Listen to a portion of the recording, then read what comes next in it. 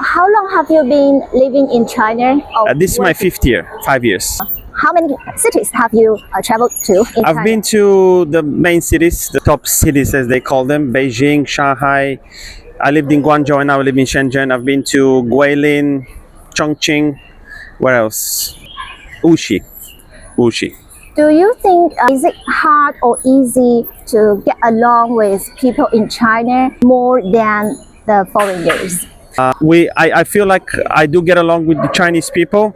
In my opinion, unfortunately, we don't cross the line in friendship for some reason. I think it's cultural or maybe the language. I do have some.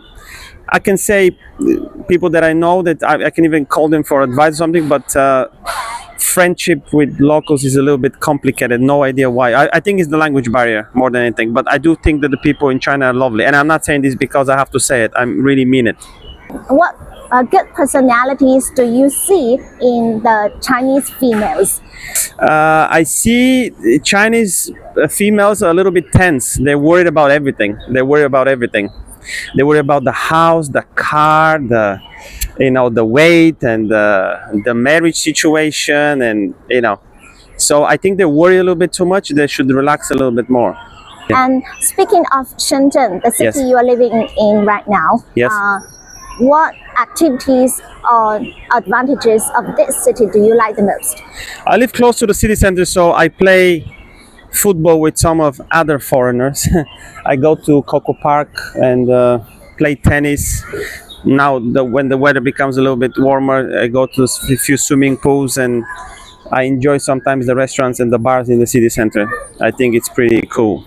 Do you mind sharing with us your monthly salary? Maybe It's in the range of around 40,000. And what is your monthly average cost of your living?